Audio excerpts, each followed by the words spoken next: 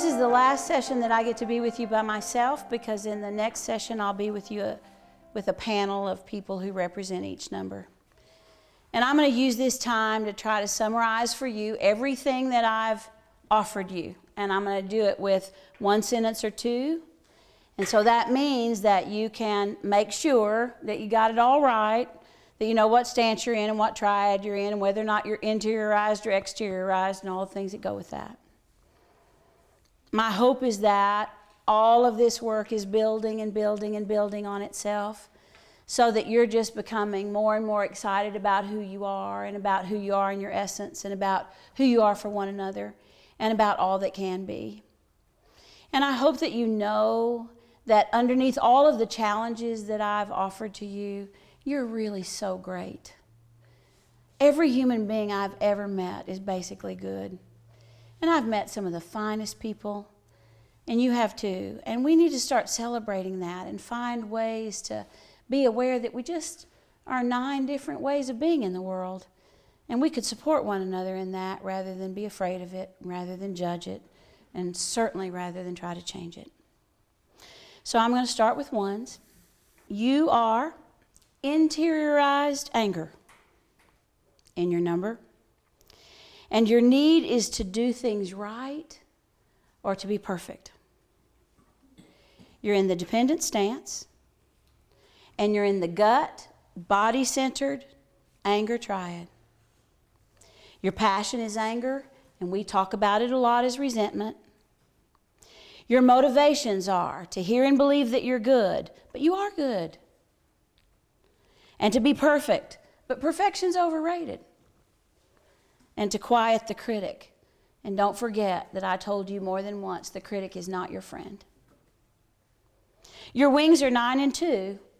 And if you have a 9 wing, then you're more relaxed and you have more thoughtful speech patterns and you don't make quick decisions.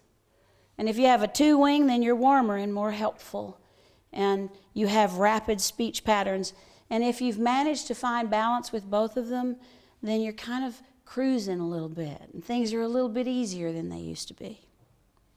In stress, you go to 4 and you get in touch with deeper feelings, and you got to have that. And there's room there for more creative thinking, and that's good for everybody. And you need to know that voices respond less to feelings than to thoughts. So when you're in that place in 4, they'll stand down just a little bit, but on the low side, you lose self-confidence and you feel unlovable. So be careful about that. Insecurity, you go to 7. And that usually occurs when you're away from home. You're more self-accepting in this place, but on the low, you might struggle with substance abuse or excessive behavior, so be careful.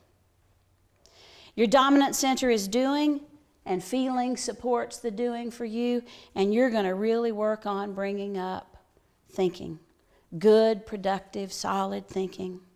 And you're going to have to keep in mind that the conversations that you have with your voices are not thinking. Your orientation of time is the present. And a couple of ideas that you might take with you to try to take better care of yourself are, you're perfect enough, and you really need to learn to love yourself unconditionally. And now I want to tell you something that I think is just wonderful about your number.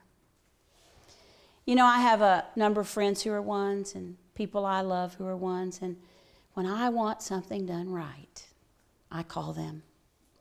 And you know, there are things in life that need to be done correctly, that need to be done right. There are things where every step of the task needs to matter.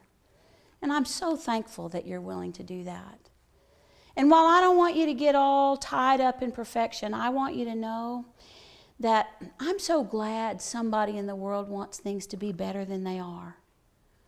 That somebody's always striving to make things just a little greater.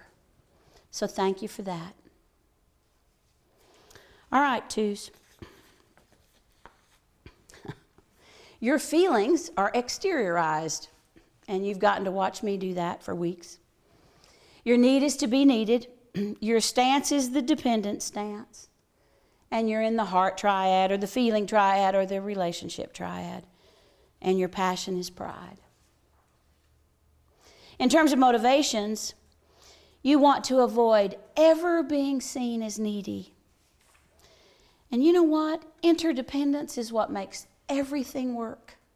So if you're never needy, you're keeping everything from working. And you need to hear and believe that you're wanted. But part of believing that you're wanted is on you, not on other people. When they tell you they want you and they show you that they want you, you have to accept that. Your wings are 1 and 3, and if you're heavy on the 1 wing, then you're a little more judgmental and more self-critical, and you're very concerned with being dependable. With the 3 wing, you might cut corners a little bit, especially when image is the goal, and you're probably more ambitious. In stress, you go to 8, and that's really required for you to be able to say no. And here you care less about what other people think, and that's really important. On the low side, though, you can behave badly and be demanding and controlling and surprise other people with how aggressive you can be. In security, you go to 4. And here, 2s can accept and admit all of their feelings, and that's very big. And this is an inward move for a number that's focused almost always outward. But on the low side, it's possible for you to withdraw from people so much that you get depressed, so you have to be careful of that. For you, the dominant center is feeling, and you support that with doing, so you're feeling and doing and feeling and doing. And my challenge to you has been for you to bring up the repressed center, which is thinking. And I think if you'll watch yourself, you'll be aware that about 80% of the time, you're thinking about relationships. And you need to be thinking about ideas and ways to make the world better and all kinds of other things, because you're bigger than the relationships that you're a part of. Your orientation to time is the present. And some things that you might do to transform your personality include learning to recognize your own neediness, name it and share it, and allow somebody else to meet some of those needs. And please try to learn to know that your needs are as important as everybody else's. Something I want you to know is I spend a lot of time in hospitals doing work, and I like working with the Enneagram and hospital staffs. And because I do that, I've kind of assigned Enneagram numbers that would be my preference for surgeons and general physicians and nurses and the people who do the paperwork and all that. And I just got to tell you, if I'm in the hospital, I want a 2 for a nurse really bad. And here's why. I want somebody who feels my feelings and not just theirs. And I want somebody who wants me to feel better and who's willing to take care of me and who will let me talk about my family and my kids and what I love. And I love that about you. 3s, they've kind of forgotten their feelings. Their need is to succeed and to impress other people, and they're in the aggressive stance. The triad for you, if you're a 3, is the heart triad or the relationship triad or the feeling triad. And your passion is deceit. And that's usually self-deceit, so don't be too hard on yourself. And if you're not a 3, don't be too hard on them, because we're not really talking about lying. Your motivations include, number 1, to avoid failure. But you know what? Every important lesson I've ever learned in life came either from failure or suffering. So stop avoiding that. It's not good for you. And another motivation for you is to be whatever an organization or another person wants you to be. You know what? Sometimes you're so good at that, you lose yourself. And in terms of me, I just want you to be who you want to be for you. Wings are 2 and 4, and if your wing is a 2 wing, then you're driven to help other people achieve their dreams. And I'm pretty thankful for that piece, because there's a 3 in my life who has a big 2 wing who's driven to help me achieve my dreams. And a 4, there's a lot of image crafting that goes on there, so you got to be careful with that wing, and you're better when you cross midlife and you have both.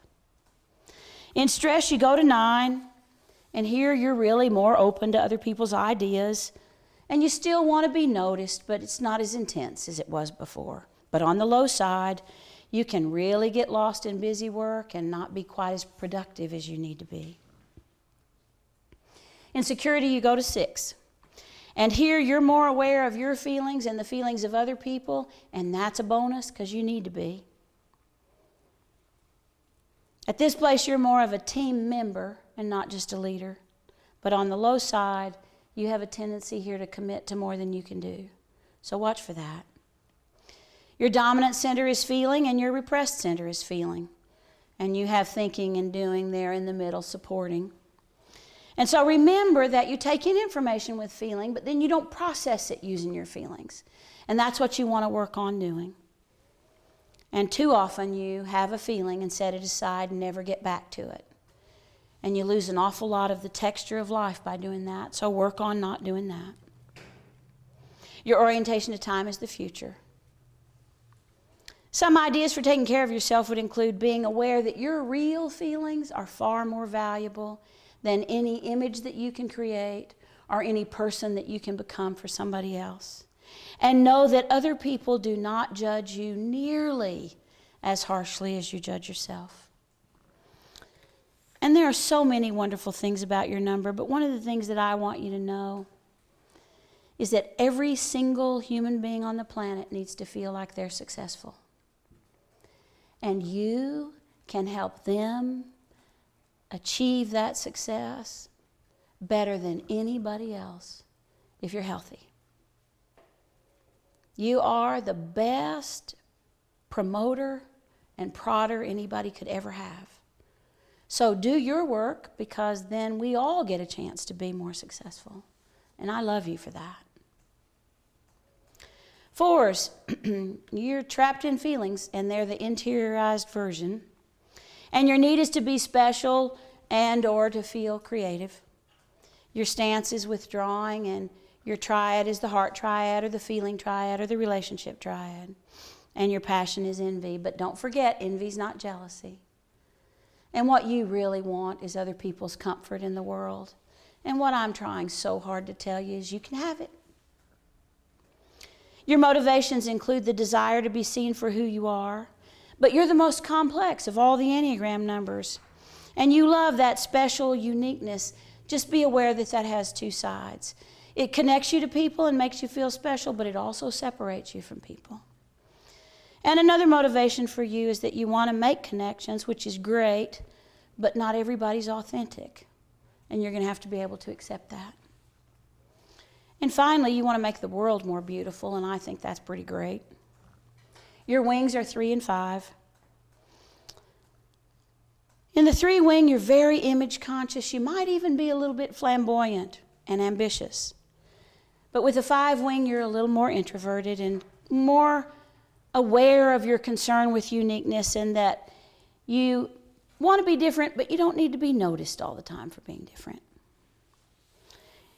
In stress, you go to 2, and that means you focus outside of yourself, and you know you got to have that. You have to have a reflection back. So that's a good place for you. You're more nurturing in that space in your relationships with other people, but the low side is you repress your own needs and you become dependent. In security, you go to 1, and I'm so glad, because that's where you get everything done that you've created in your mind. On the low side of that, though, you can be judgmental and angry, so watch out for that. Your dominant center is feeling, and your support center is thinking. So you're feeling and thinking about your feelings, and feeling and thinking about your feelings. And while that's lovely, you're going to have to do something with all of that. And doing is your repressed center, so you're going to have to work on bringing that up. Your orientation to time is the past. And I would love for you to work on transforming your personality by cleaning out the garage and going grocery shopping at not a very exciting grocery store every Tuesday at 5. Because that'll just be so helpful. Your creativity is awesome, but it needs to be focused outward instead of inward. And here's the most wonderful thing I know about you, and I don't think I've said anything about it this whole time. 4s are the most forgiving people I know. And there is something to forgive all the time. So model that forgiveness for the rest of us, because we are really trapped culturally in holding on to things and not letting them go and not forgiving and moving on. Teach us what you know about that. 5s, you're the interiorized version of fear. Your need is both to perceive and to have enough space. Your stance is withdrawing, and you're in the head triad or the mentally centered triad or the fear triad. Your passion is avarice, but you could use the word greed as long as you understand that you're not selfish. You just have a greed for privacy and knowledge and things like that. Your motivations include managing fear with gathering information. And my question for you is, how much information is enough? And another motivation for you is to never depend on other people to have your needs met, and that's impossible. Give it up. Your wings are 4 and 6. So with a 4 wing, you're much more sensitive, and that serves you well. And maybe, likely, you're absorbed with your own thoughts and feelings in a different way with 4 energy. But you still want to process your feelings alone. With a 6 wing, you begin to question authority like 6s do. And you don't like the status quo, and I don't either. I think that's probably pretty good. In stress, you go to 7. And when you get to that place, you're much more open and you're much less self-conscious. And your focus is outside of yourself, and that's really a gift. But on the low side, you sidestep all of the consequences of behavior. And you find it very hard to stay connected. And 5s, if you're not careful, you don't own your part in things. You're capable of not taking responsibility for anything. And that is not a good thing. In security, you go to 8, and that's kind of great because you're really spontaneous there and outspoken, and you have a lot more energy. But on the low side, you're more unreasonable, and boy, howdy, you can be very stubborn. Thinking is dominant for you, and you just love it. And you support that with feeling. So you have a lot of feelings about your thoughts. So if we disagree with you and disagree with what you're thinking, it hurts your feelings, for goodness sakes. Because you have an emotional attachment to what you think, so be careful with that. Repressed center is doing, and you're going to have to work on that. You know, my friend Carolyn wanted to change her backyard. She likes to work outside a lot.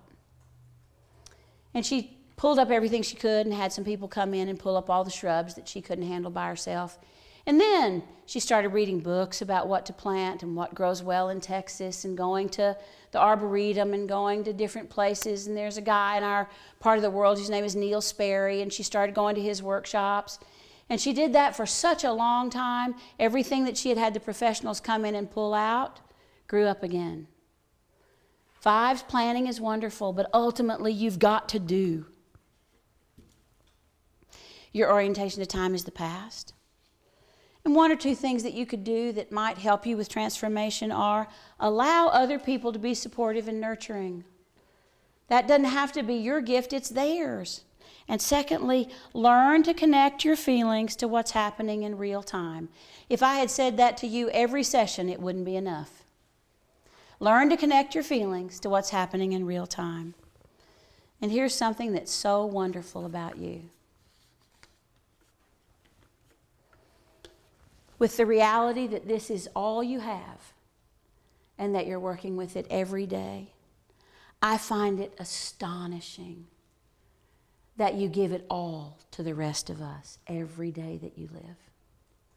I feel sure that if this were me, I'd hold back just a little. I so love you for giving it all.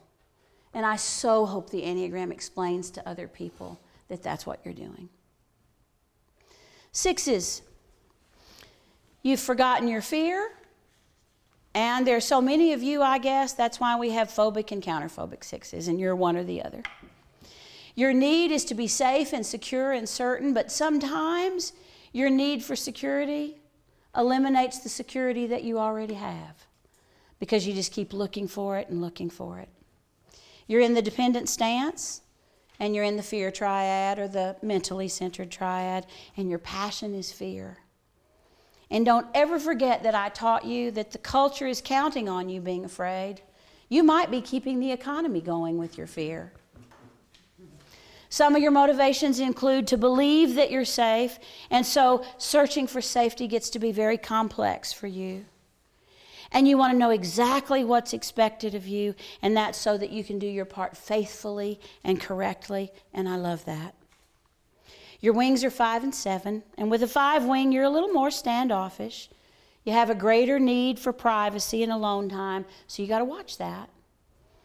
With a 7 wing, you're more extroverted, but you're also more impulsive.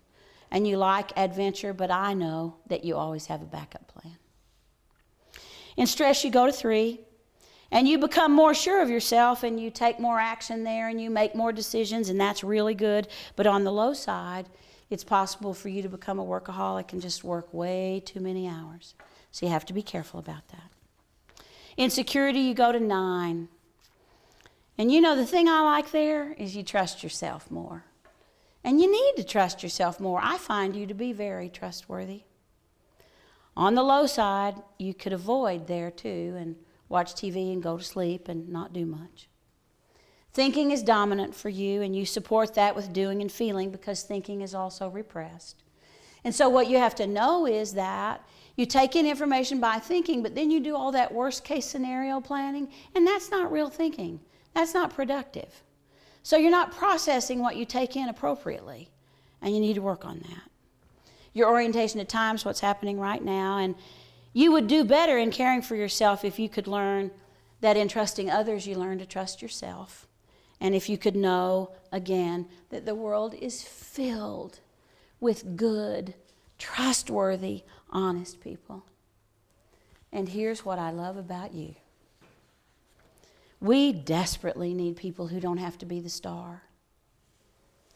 We are a culture that's hungry for people who are willing to do their part in every group that they belong to, and that's you.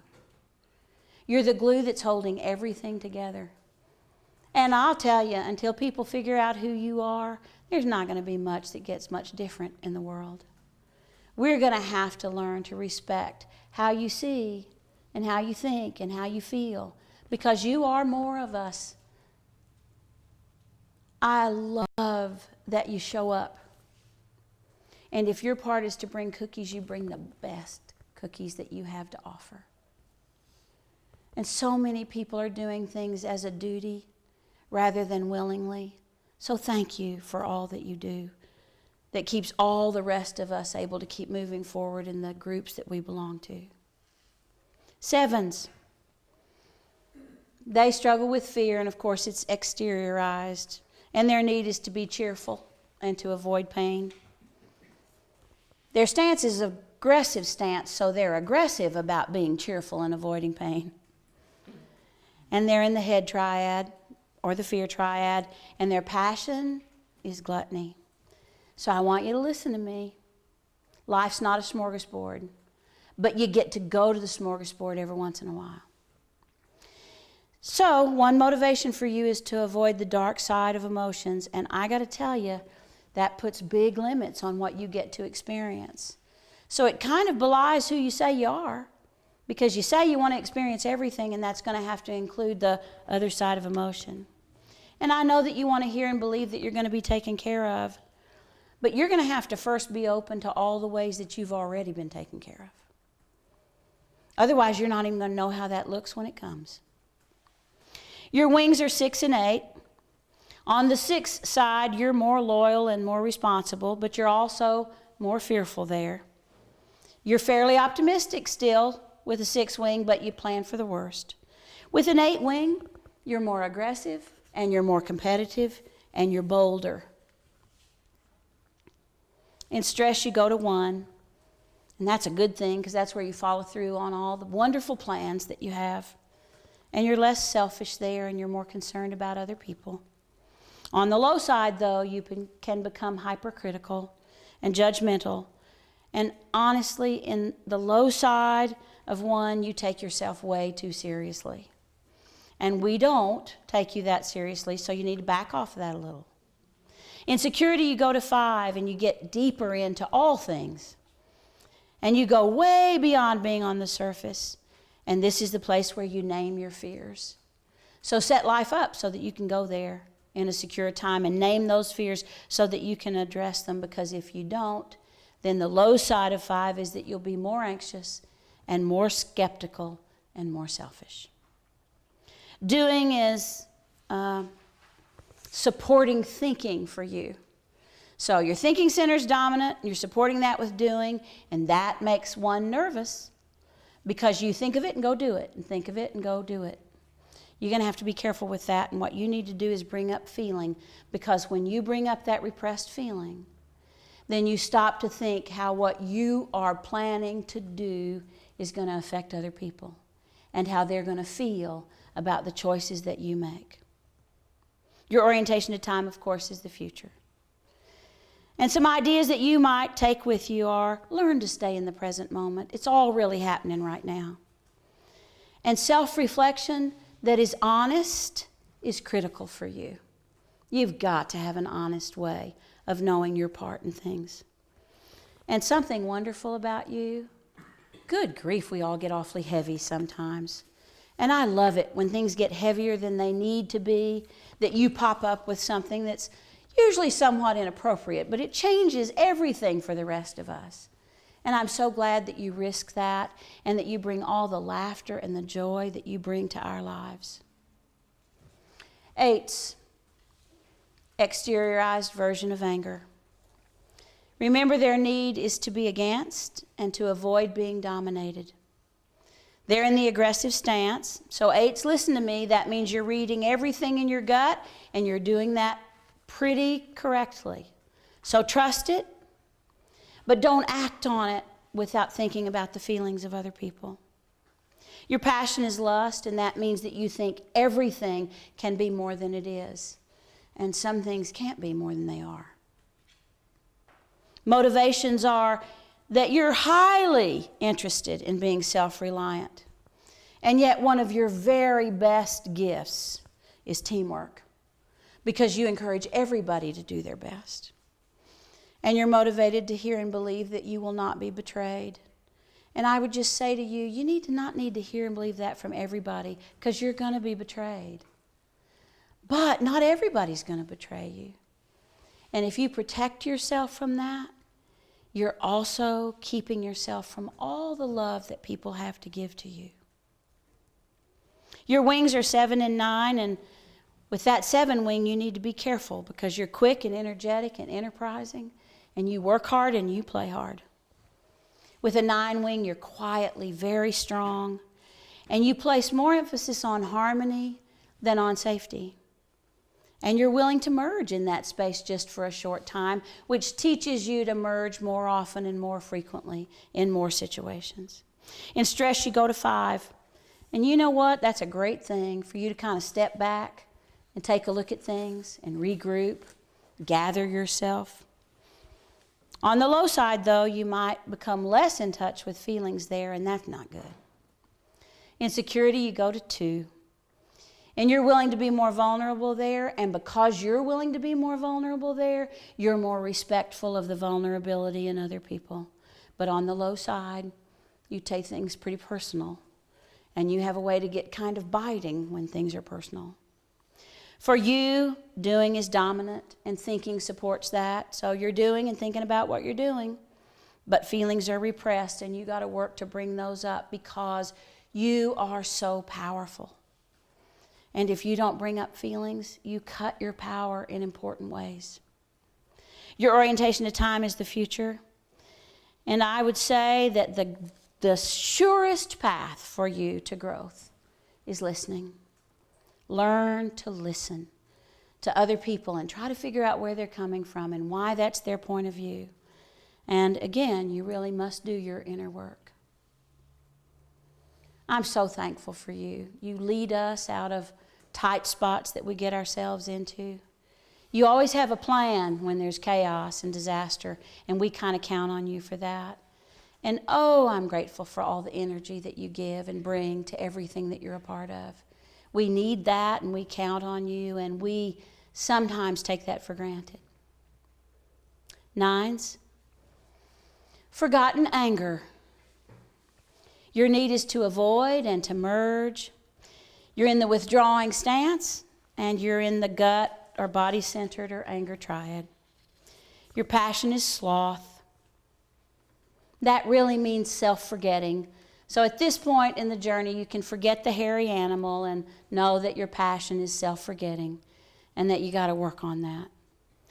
Your number one motivation is to avoid conflict, and that's really not possible. Because if you manage to avoid conflict enough, you lose touch with your desires and your needs and the things that you want. And your other great desire is to bring people together, and I love that. Because you have all the gifts and graces to do it. Your wings are 8 and 1. You're the only number that's likely to have both wings all of life, but not all of you do. With an 8 wing, it gets to be very complex because you are very different from 8s. So you got to watch that. Your 8 will get you in trouble. But it's also a good place because you take strong stands there. And don't ever forget that I'm encouraging you to take a stand. You can always change your mind. If you have a 1 wing, you're more critical and more orderly, and you have stronger feelings about right and wrong. And if you're willing to do something about them, that's a good thing. On the low side, though, you might be more reactive and more passive-aggressive than usual, and nobody needs you to have excess of that. In security, you go to 3, and it's so interesting to watch you do that because you don't struggle with inertia there. Here's a place where you know your own value, but on the low side, you might take on more than you can handle. Doing is dominant for you, and that's supported by thinking and feeling because doing is also repressed for you. So be aware that any number of distractions is going to get you off task and keep you from doing what's yours to do. And be aware that you see everything in terms of what needs to be done, but then you don't think that you have the value or the wherewithal or a reason to do it yourself, so work on that. Your orientation to time is the past. And what you've really got to learn, if you're going to be successful on the transformational journey, is you got to learn to love yourself like you love other people. I hope you'll really work on that. And I hope you'll set some boundaries and establish some priorities and then stick to them. And something that is so wonderful about your number is that you want peace. And I'm telling you, everybody wants that. But you have the gifts to teach the rest of us to see that our side is never the only side, and that other sides have value, and that, as the song says, the sky is just as blue above other nations and other peoples as it is above us. And nobody can teach us that like you do. I've really loved my time being with you, and I cannot end without this moment for personal privilege.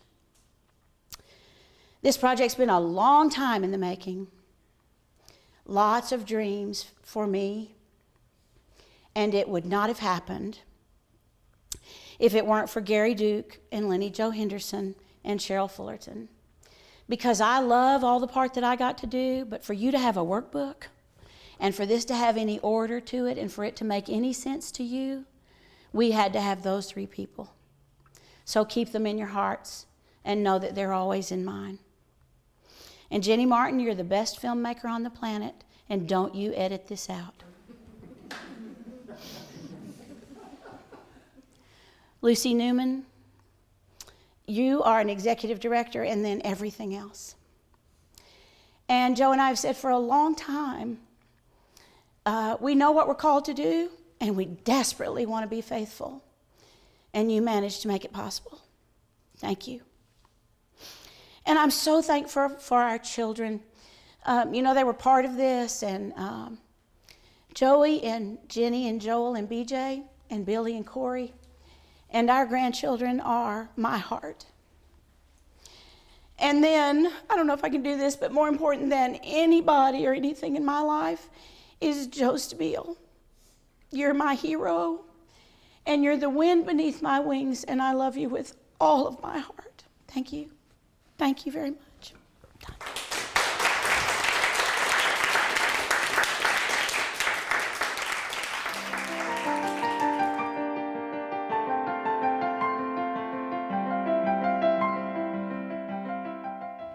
As a 1, the most disturbing thing about my type is the resentment that just kind of seeps into my consciousness when something is not to my liking, or I see something that's not what I think is correct or in the right place or the right way. And I I don't think there's a way to stop that, but I think what I have come to understand is that when I do feel that resentment, when I'm conscious of that resentment, I'm then able to say, no, wait a minute, what's that really about? Does it really matter? In the grand scheme of things, is that really important? So the other component to that is that it's about the judging. It's about judging everything around me all the time. And I don't think I can ever stop it, but it's how I respond to it, I think, that makes a difference, and I'm really working on that. As a 2, the scariest thing for me, I think, is the thought of losing a relationship. I get a little bit possessive of those people that I help all the time and that I do so much for, and cannot bear the thought of losing them. It's very difficult. And I think the other thing that's really difficult is the fact that I don't ever think. I have so much feeling on board that I just don't think very much. One time when I was teaching some at-risk kids, and they asked me a question, and I said, well, wait a minute, let me think. And one of the kids in the back of the room said, that's a first. And it was true. I don't think. Unfortunately, if I ever do think, I think out loud. So that even makes it confusing. It's difficult, but I sometimes say things I wish I hadn't said, and then I worry about what people will think, and I worry about losing the relationships. It's kind of a vicious cycle. So it makes it pretty difficult sometimes. I think the most disturbing thing about a 3 is the fact that for a long, long time, I was not disturbed about being a 3. I really like everything about being a 3. I like being successful. I like being a leader, at least my terms of all that. I like the fact that I can encourage and do all of those things. And so I would guess probably it's in the last year that I have been able to come to grips with a couple of disturbing factors about me. One is my tendency to run roughshod over others in my hurry and my intensity to do what I need to do. I have learned to not do that most of the time. And another disturbing fact is my lack of real trust in God and in others. I've learned that in the last year because I've been so self-sufficient, so sure of myself that it's been difficult for me to let go and fully trust. So I'm learning, and it's been a long, hard journey, and there's more to learn, but I'm getting there.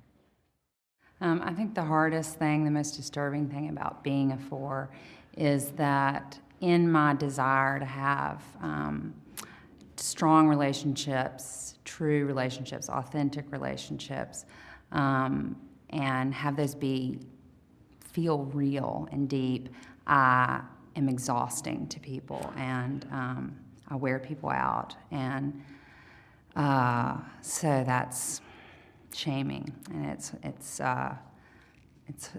just a hard thing to know that that's the effect you have in people a lot of the time.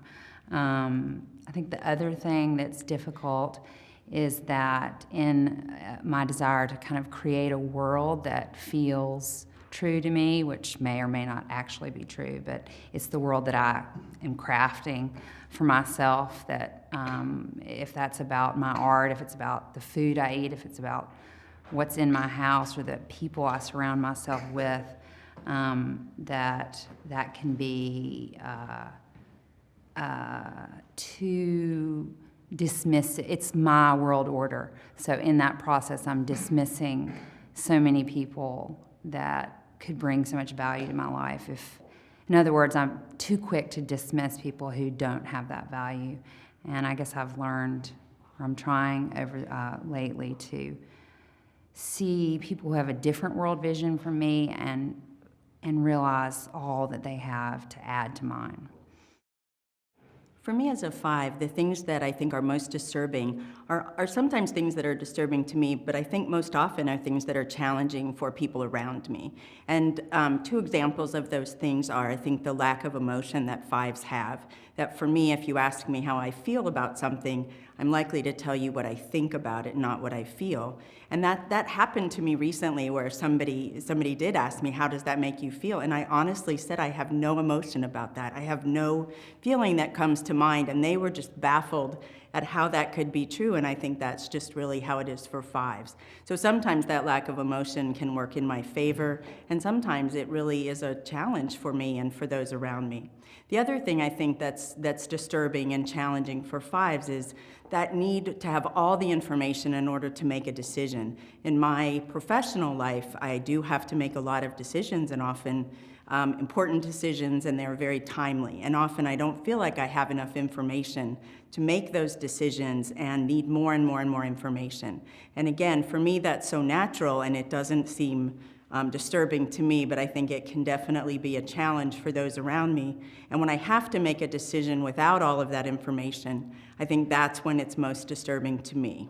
So those are some examples for me of a 5 and what can be disturbing or challenging. What I find most disturbing about being a 6 is my self-doubt.